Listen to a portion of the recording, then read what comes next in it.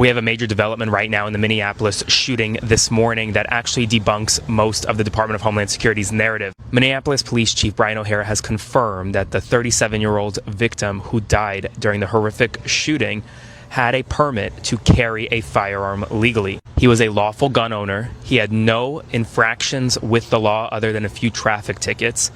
He has been confirmed to be a United States citizen, a 37-year-old man. Now, we've seen videos of him walking up and filming these ICE agents. He, in essence, was a legal observer, just filming what he was seeing on the ground as a United States citizen. And then, as you all saw, the horrific shooting took place after that. But the Department of Homeland Security is arguing that he essentially posed a threat to these agents because of the firearm. But we now have confirmation that he was carrying that firearm legally. He had a permit to do so, according to the police chief. That is a significant development, and I need your help to spread the word. Follow along, stay up to date on all the news that you need to know about. I'll have more soon.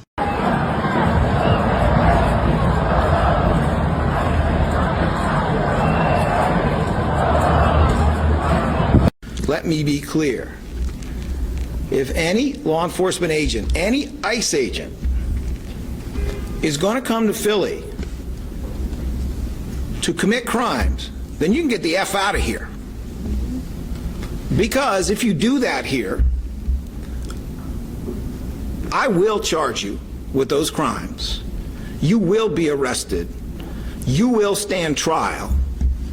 You will be convicted, whether it's in state or federal court. It's my office prosecuting it. That's how the law works.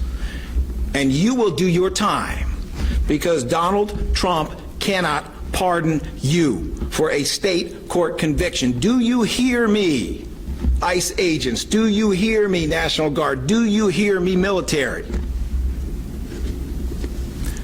You're going to jail if you commit crimes in the city of Philadelphia. You will be accountable. The law applies to all of you.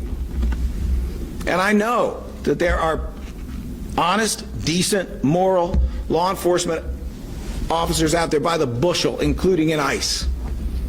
This is not for you. This is for any one of your colleagues who thinks they are above the law. ICE agents, they are calling a woman in the crowd, a protester, a domestic terrorist. Watch. It's not illegal to record. Exactly. Yeah. That's what we're doing. Yeah, why are you taking my information down? Because we have a nice little database. Oh, good. And now you're considered a domestic terrorist. So We're videotaping you? Are you crazy? The directive is part of a sweeping nationwide effort by U.S. immigration authorities to identify anyone and everyone trying to film their conduct. This includes not just ICE, but other Department of Homeland Security agencies like Border Patrol as well. The ultimate goal is to create a list of anti-ICE protesters, which the Trump administration believes are part of an organized network of domestic terrorists. This is some scary shit, guys. If you are in your car, if you are on a street, if you are in a public space, on the sidewalk, on a public road or whatever, you are free to use your phone or whatever and videotape.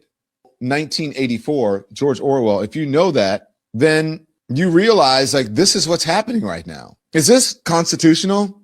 They laundered cruelty through God so they never have to feel bad about it. Cruelty got baptized. Harm got a halo. And once cruelty is framed as divinely sanctioned, the conscience shuts off. You're no longer a bad person. You're one of us. Anyone outside the circle becomes disposable. Sociologically, this is how in-group moral collapse works. Care is restricted to the tribe. Violence towards outsiders becomes justified. Repentance turns into a transaction. Do harm all week, say the right words on Sunday, donate a little money, and your soul is clean. Faith becomes the infrastructure that cleans cruelty. Psychologically, laundering cruelty through God is the most efficient defense there is.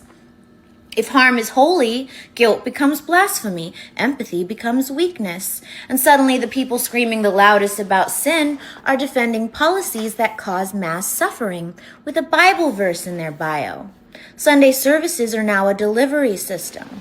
Turning Point USA, Family Policy Alliance, and Faith and Freedom Coalition are just some of the organizations openly recruiting pastors, scripting sermons, and turning church into a Republican messaging pipeline. This is a belief system engineered to protect power. And once evil wears the costume of righteousness, it doesn't feel evil anymore. It feels like duty. Before every free conscience in America is subpoenaed, please speak up. Say your piece. Write your congressman a letter. Airmail special. Let Congress know what you think of its un-American committee. Tell them how much you resent the way Mr. Thomas is kicking the living daylights out of the Bill of Rights. I ask you, when they put words in concentration camps, how long will it be before they put men there, too? Y'all, Homeland Security and MAGA Republicans are desperate to try to reclaim the ICE narrative, particularly after everything we're seeing coming out of Minnesota. But as more legal observers get trained and show up, and as more neighbors and journalists and clergy and folks that have never been political a day in their lives roll out with their phones and those whistles, the juxtaposition between their lived experiences and Homeland's propaganda has folks realizing that Trump's agenda was never about safety and security in America. It was always about white supremacy and cruelty. And it's always a diversion from the Epstein files and the goddamn grift. ICE is now one of the best funded militaries in our world, and it's funded by our money. Those are our tax dollars. The dollars that should be going to make our public education the envy of the world. It should be going to fund medical research, universal health and child care, making sure no one in our country falls through the cracks. All of that would make our businesses in our country thrive, our economy thrive. Our money should be funding common sense, dignity-driven immigration reform. Instead, it's going to fund ego-driven, misogynistic little men who never actually learned how to be men, and the silly women that prop them up. Stop. Hi everybody, it's me, Erica Quirk, aka Queen of It All, Lauren Banal. I'm a drag queen here in Los Angeles. If you're new to my page or my content, thank you so much for all of this incredible response to my Erica Quirk number. It's truly overwhelming, and I've been thinking, what's something good we can do with this? What would Turning Point USA do? Monetize. So I've reignited a GoFundMe for the ACLU we had for a fundraiser. So please go donate to that so we can fight this administration in the courts and win. And also, if you want to tip me, you can do so on Venmo or Cash App at Lauren Banal, Banall. Queen of It All, Lauren Banal. Okay, thank you guys. We're gonna get through this together.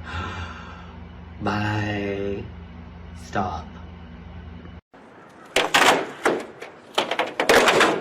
Philadelphia's Independence National Historical Park has taken down an exhibit on slavery in line with President Trump's executive order calling for, quote, restoring truth and sanity to American history, end quote. NPR recently reported that the National Park Service was ordered to remove any books from its museums or gift shops that cast America in a negative light, and that could include stories about slavery. Many people say they're concerned the administration is attempting to reframe U.S. history by erasing the worst parts of it. This is NPR News. Donald Trump accusing a Veterans Affairs ICU nurse as being a terrorist against the United States, a man who was treating service members to our country, veterans, service members to our country, who was dedicating his life to serving Americans, who in his final act on this earth was helping a woman pushed to the ground. And they are calling him a domestic terrorist in order to defend their gross abuse of power, their absolute breaching of the law, and in order to also precipitate greater conflict.